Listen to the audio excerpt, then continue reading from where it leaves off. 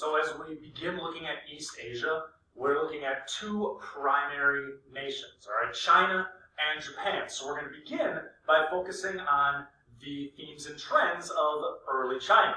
Now, geographically speaking, China has been defined by three of its longer interior flowing rivers: the Huanghe, the Changjiang, and the Xi. Basically, China has been isolated by deserts and mountains. All right, desert, and heavy mountains that serve to keep it kind of out of contact with many Western areas.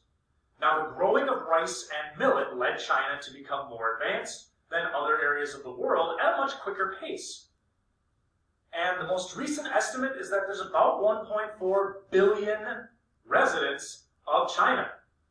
About 56% of them live in city centers, so there is still a strong heartbeat in the countryside. About 24 million of them are in Shanghai, and about 20 million are in the capital of Beijing. It's the fourth largest nation on Earth with about 9.6 million square miles. Now with China, we're turning back the clock thousands of years, and throughout history, the vast majority of Chinese have been peasants who rotated between living in their mud huts in the winter and tending to and guarding crops in the summer months. They only left the land to fight for their lord or to hunt for their lord.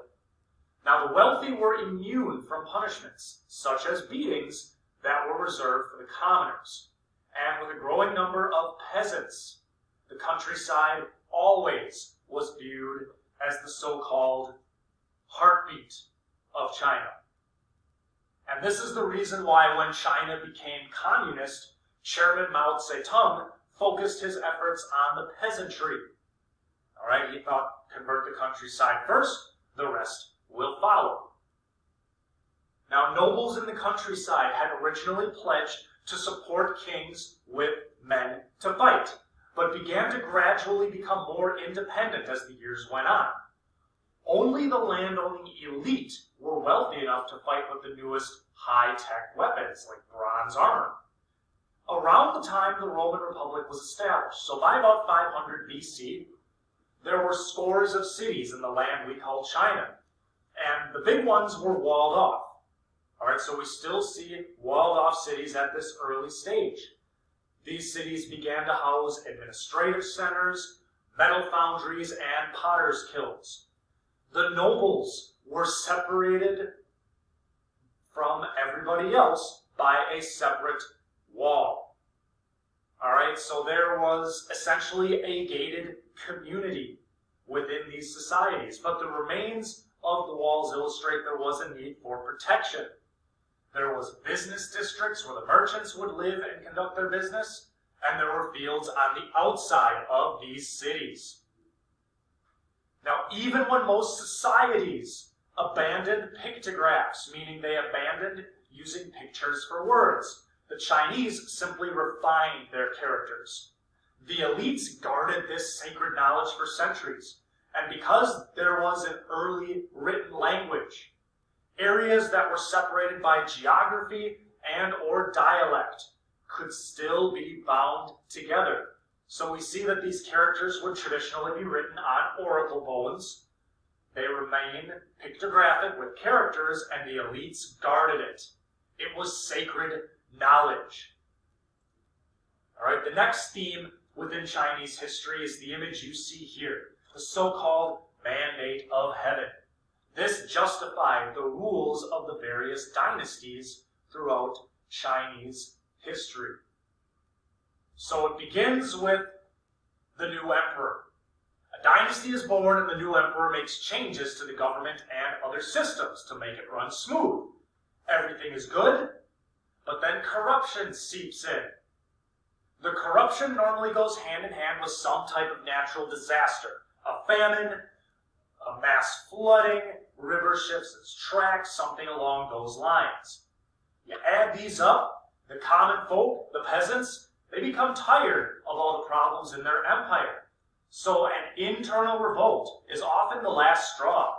and the ruling dynasty loses the mandate of heaven. Now, this is a long process, as with rare exceptions, dynasties usually last hundreds of years. One of the exceptions would be the first dynasty that we consider as part of Imperial China, the one that gave them their name, the Qin Empire. So the Shang and Zhou sort of kicked off the mandate of heaven, but the Qin is when China truly became a nation.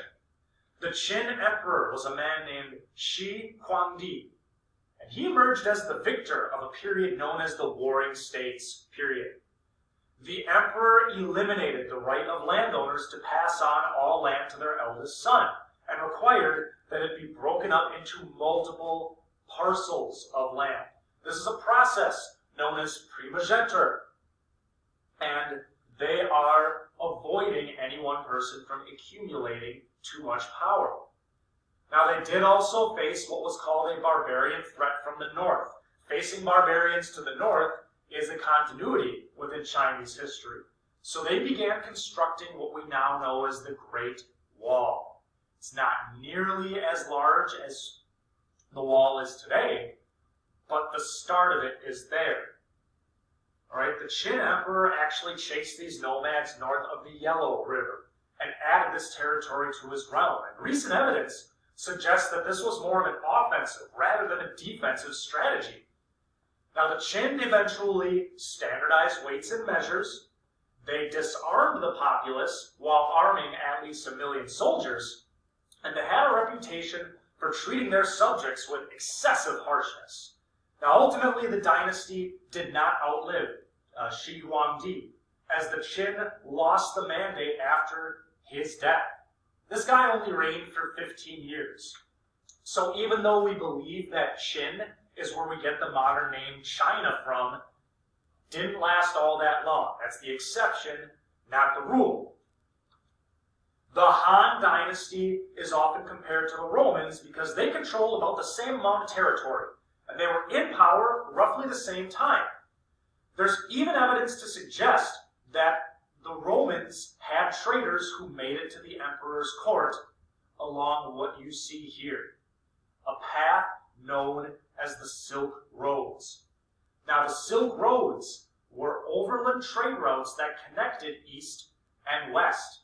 So some of the main cities of the time are connected. Byzantium, Tyre, Baghdad, Herat, Kashgar. Kashgar is when we start getting into China. China, which was the capital for a time, is the eastern terminus of this route. And we see goods travel along these routes, as well as ideas and disease.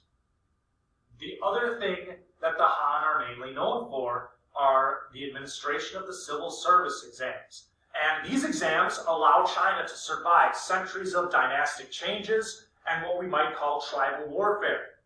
Those who took the exams came from the landowning gentry, but the civil servants were actually a class unto themselves, beneath only the imperial family and their court. The exams were based on rote memorization and application of Confucian principles, and they came about because a growing administration was needed to deal with rapidly expanding territory. The servants were in charge of the yearly census, so these civil servants, if they passed, they're in charge of the census and also the land surveys that taxation was based off of, and they were even in charge of local law enforcement and administering justice. It took years to study for these exams because you needed to know Confucius's writings and teachings off the top of your head, as well as being able to apply them. Now, they demonstrate the newfound commitment to Confucian ideals and respect for scholars that would remain continuity in China for about 2,000 years.